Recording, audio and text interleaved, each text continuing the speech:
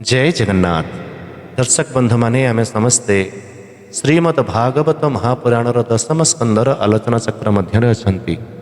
आपण माने जानती पूर्वरु आमे 20टी अध्याय पाठ करि सारिचंती।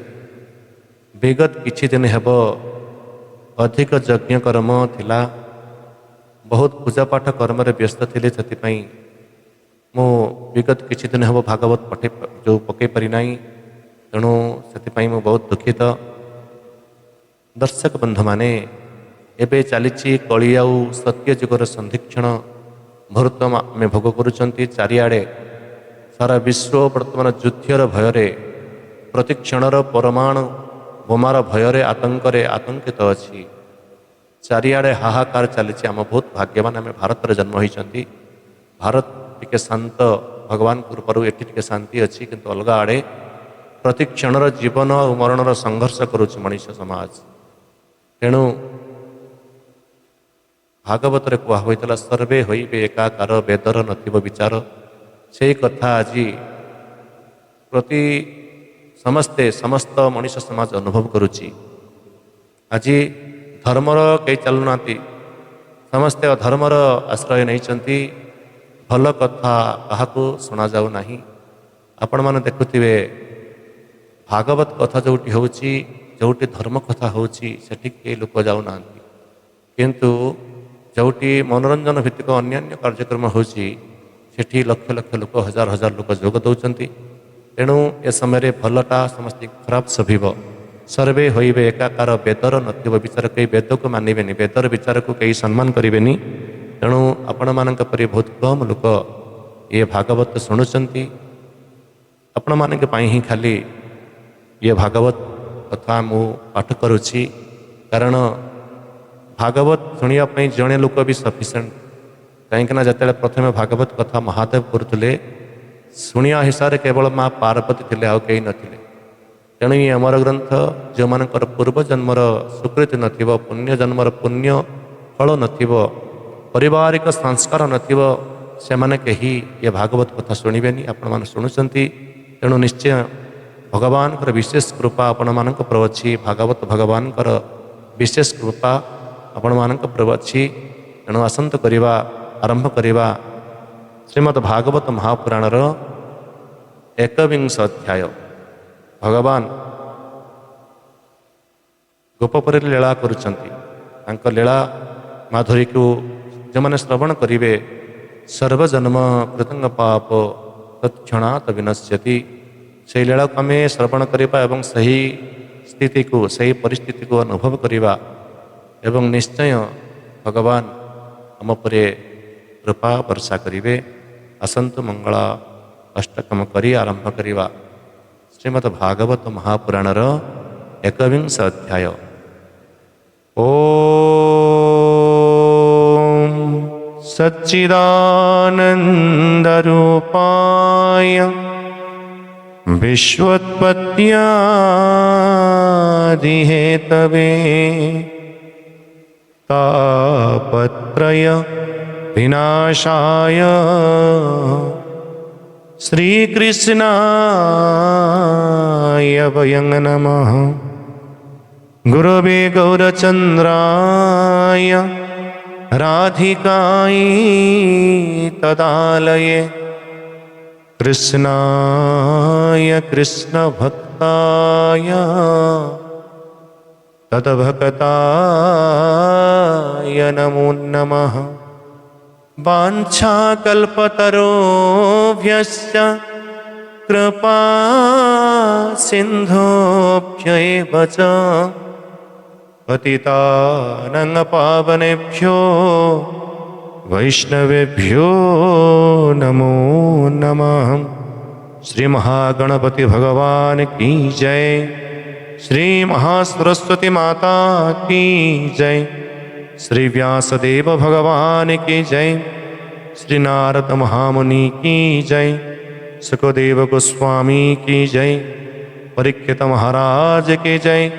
श्री भागवत भगवान की जय। गो माता की जय। भारत माता की जय। अयमारंभं शुभं भवतु। ଶୁଣ ରାଜନ ହରିରସ ତୁ ଅଟୁ ଗୋବିନ୍ଦର ଦାସ। ଭଗବାନ ପ୍ରଥମେ ସୁଖଦେବ ଗୋସ୍ୱାମୀ କହୁଛନ୍ତି ଆମେ ସମସ୍ତେ ହେଉଛନ୍ତି ଗୋବିନ୍ଦଙ୍କର ଦାସ। ଶୁଣ ରାଜନ ହରିରସ ତୁ ଅଟୁ ଗୋବିନ୍ଦଙ୍କର ଦାସ। ଆମେ ସମସ୍ତେ ଗୋବିନ୍ଦଙ୍କର ଦାସ ହୋଇ ଯଦି ମାଲିକର ଆଦେଶକୁ ନ ମାନିବା, ତାଙ୍କ ଉପଦେଶକୁ ଗ୍ରହଣ ନ କରିବା, କେବେ ବି ମାଲିକ ଆମକୁ ଭଲ ପାଇବ ନାହିଁ। ତେଣୁ ଆମେ ସମସ୍ତେ ଭାଗବତର ଦିଆଯାଇଥିବା ନିର୍ଦ୍ଦେଶକୁ ମାନିବା ଦରକାର, ତାହେଲେ ଯାଇକି ଜଣେ ଉତ୍ତମ ଦାସ ହୋଇପାରିବା। ହରି ମହିମା ଶୁଣି କର୍ଣ୍ଣେ ଗୋପୀ ଗୋପାଳ ତୋ ସମନେ ରାମ କୃଷ୍ଣଙ୍କୁ କେ ପ୍ରଶଂସି କେଉଁ ଦେବତା ମଞ୍ଚେ ଆସି ନୋହିଲେ ଏଡ଼େ କର୍ମ ନାହିଁ ବିଷମ ଶଙ୍କ ତୁ ତାରଇ। ଭଗବାନ କୃଷ୍ଣଙ୍କ ବିନା, ରାମକୃଷ୍ଣଙ୍କ ବିନା ଇଏ ସଙ୍କଟରୁ କେହି ଉଦ୍ଧାର କରିପାରିବେ ନାହିଁ। ଏବେ ଗ୍ରୀଷ୍ମ କାଳ ଗଲା ବର୍ଷା ଋତୁ ପ୍ରକାଶିଲା ସକଳ ଋତୁଙ୍କର ସାର ଶସ୍ୟ ସମ୍ପଦ ମଞ୍ଚପୁର। ଏଠି ସୁଖଦେବ ଗୋସ୍ୱାମୀ ଗ୍ରୀଷ୍ମ ପରେ ଯେଉଁ ବର୍ଷା ଋତୁ ଆସୁଛି, ବର୍ଷା ଋତୁର ଯେଉଁ ପ୍ରାକୃତିକ ସୌନ୍ଦର୍ଯ୍ୟ, ଶରତ ଋତୁର ଯେଉଁ ପ୍ରାକୃତିକ ସୌନ୍ଦର୍ଯ୍ୟ ତାହା ବର୍ଣ୍ଣନା କରୁଛନ୍ତି। ବହୁତ ସୁନ୍ଦର କଥା ଲେଖିଛନ୍ତି, ଶୁଣିଲେ ମନ ମୁଗ୍ଧ ହୋଇଯିବ। ମେଘ ମିଳିଲେ ଶୂନ୍ୟ ପଥେ ବିଜୁଳି ଶବଦ ସଙ୍ଗତେ ଭୂମି ସାଗର ଶୂନ୍ୟେ ବ୍ୟାପୀ ନୀଳ ଜିମୁତ ବିଶ୍ୱରୂପୀ ଯେମନ୍ତେ ନିବିଡ଼ ଆକାଶ ଭୂମିର ରସ ଅଷ୍ଟମାସ ଆଦିତ୍ୟ କରିଥିଲା ଗ୍ରାସ ସେ ତାପ କଲା ମେଘନାଶ ମହିମଣ୍ଡଳ ଦୁଃଖ ଚାହିଁ ଜଳି ଛାଡ଼ିଲା ତୋଷ ହୋଇ ଘୋର ଶବଦେ ମେଘମାଳ ଗର୍ଜିଣ ବରସନ୍ତି ଜଳ ପ୍ରାଣୀ ଜୀବନ ଜଳ ରାଶି କରୁଣା ଚିତ୍ତରେ ବରସି ପୃଥିବୀର ବିତପ୍ତ ଗ୍ରାସେ ତାପିତ ଥିଲା ଅଷ୍ଟମାସେ ଜଳ ପାଇଲେ ତୋଷ ଚିତେ ତପସ୍ୱୀ ଜନଙ୍କର ମତେ ତପସ୍ୟା ଫଳ ଯେହ୍ନେ ପାଇ ଭୁଞ୍ଜନ୍ତି ଅତି ସୁଖ ହୋଇ ଅଦ୍ୟତ କୀଟ ନିଶା ମୁଖେ ଜଗତ ଆବରିଲେ ସୁଖେ ପାଷାଣ୍ଡେ ଯେହ୍ନେ କଳି ଯୁଗେ ବେଦ ନିନ୍ଦନ୍ତି ଯୋଗ ମାର୍ଗେ। ଯେଉଁମାନେ ବେଦକୁ ନିନ୍ଦା କରନ୍ତି ସେମାନେ ପ୍ରକୃତରେ ପାଷାଣ୍ଡ।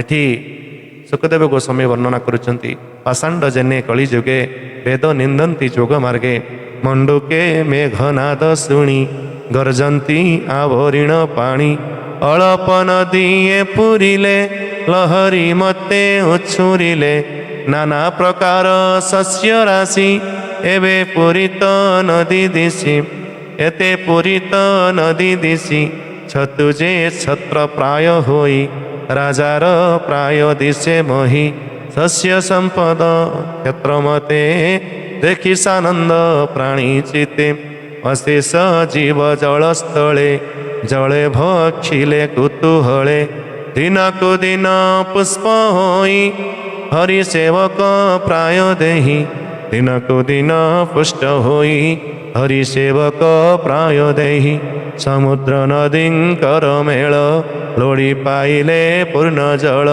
ଅଳପ ଗୋପୀଙ୍କର ଚିତ ଯେହ୍ନେ ଚଞ୍ଚଳ ଗୁଣେ ଗ୍ରସ୍ତ ପର୍ବତେ ଜଳଧାରା ଚୟ ପଡ଼ନ୍ତେ ନ କରନ୍ତି ଭୟ କୃଷ୍ଣ ଆଶ୍ରିତ ପ୍ରାଣୀ ଯେହ୍ନେ ଦୁଃଖିତ ନୁହନ୍ତି ବ୍ୟସୟନେ ପଥ ହୋଇଲା ତୃଣମୟ ବାଟରେ ନ ମିଳିଲା ଥୟ ବ୍ରାହ୍ମଣ ବେଦ ପାଶୋରିଲେ ଯେମନ୍ତେ ହୁଅନ୍ତି ପଚାରିଲେ ଜଗତ ବନ୍ଧୁ ମେଘ ମାଳେ ବିଜୁଳି ନ ରହେ ନିଶ୍ଚଳେ ଗୁଣୀ ପୁରୁଷଙ୍କର ତୁଲେ ବିଟପି ମନ ଯେହ୍ନେ ଟଳେ ଶବଦ ତୁଲେ ଇନ୍ଦ୍ର ଚାପ ଗଗନ ଶ୍ଵେତ ସାତ ରୂପ ଗର୍ଜନ୍ତି ପୁଣି ହୋଇ ଜୁତ ନିର୍ଗୁଣ ପୁରୁଷ ଯେମନ୍ତ ଚନ୍ଦ୍ର ନ ଦିଶ ମେଘାଚ୍ଛନ୍ନେ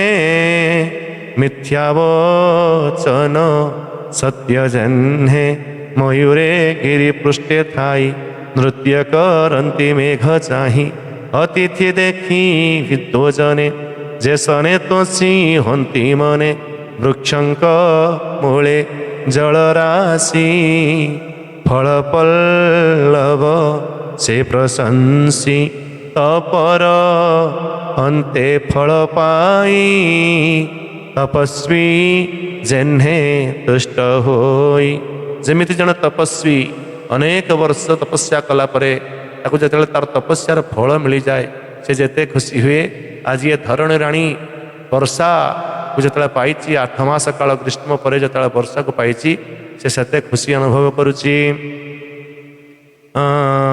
बरसा देखी नर नारी जेसने गृहे वास करी जल प्रवाहे बंध भांगे जन्हे पाषांडे वेद मार्गे मेघ पवन जोग बेढ़ी अमृत प्राय जल छाड़ी विप्रंक बोले मही पाले जन्हे दिशंती जेन्हे दियंती दान काले बरसार से नव भूई खर्जूर जंभुमय होई गोरु गोपाल संगे घेनी बने विजये अंतर्जामी आज ये वर्षा काल रे गाई मानक नहीं कि गोपाल मानक सांगरे नहीं कि भगवान आज भी जाइछंती गोवर्धन तट देश रे आज गाई मानक चरौछंती गोरु गोपाल संगे घेनी बने विजये अंतर्जामी गाई स्तन भार होई कर्दमे न पारंती जाई कृष्णर डाक शुणी करने निकट मिलिले बहने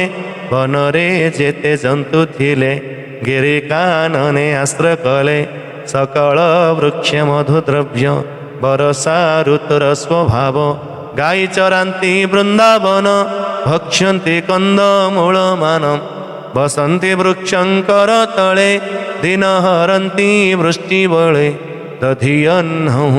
दधियन्न ही घरु आणी जल निकटे चक्र पाणी गोपाल मेले बेनी भाई भुंजंती शिला परे थोई कोमल घासे पशु माने सुवंती निद्रित लोचने बरसा काल देखी हसी आपणा तेज को प्रशंसी बने बोलंती नंद बाल प्रवेश सर तर काल शुक्ल मेघ जे शून्य दिशी निष्ठुर पवन प्रकाशी भ्रष्ट जोगिंक चित्त जेन्हे पुणी निश्चल जोग ध्याने यहाँ परे शरत ऋतुर सौंदर्य वर्णना करुचंती पुणी वर्षा जाइछि शरद आसीछि शबद भये मेघ कला आकाश निर्मल दिशिला नाना जीवंकर गहळ जळु हरिला पंकमळ हरि भक्ति बळे जेन्हे पातक न लागई मने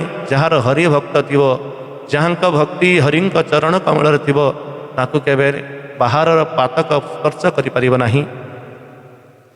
संसार मोह छाड़ी जन्हे जेन्हे दिशंती जोग ध्याने पर्वत जेते जल थिला संचरी भूमि रे पड़िला ज्ञान अमृते तोष होई शिष्यंको गुरु जेन्हे कही अल्प जले जंतु थाई रवि किरणे भय पाई जीवन दिनु दिन क्षीण दरिद्र कुटुंब जेसन गभीर जले मीन थांती शिशिर वृष्टि न जानती जले रमंती तोष चिते अज्ञानी जनंकर मते भूमि रे पंक धीरे धीरे सुखिले शबद शिशिरे जेसने जोग लय पाई अज्ञान भाव क्षय जाई शबद गुण मर्म भेदी निश्चल होइले जलधि वेद वेदांतु पाई तत्व जेसने ज्ञानींकर मतम कृषके मिली धान्य क्षेत्रे जल बांधिले दृढ़ चिते जोगाए पवनर बळे जेन्हे साधंती इष्ट काले शबदर बीते जलागी जंतु हुवंती दुख भागी रजनी नाथ ताहा हरि जेन्हे गोविंद ब्रजनारी निर्मल दिशे शून्य पथ ग्रह नक्षत्र निशानाथ शरत ब्रह्म वाणी जन्हे साधुपुर शंकर मने नक्षत्र गण मध्य शशि अखंड मंडल प्रकाशी जादव भोज वंश मध्ये गोविंद जैसने आनंदे चंद्र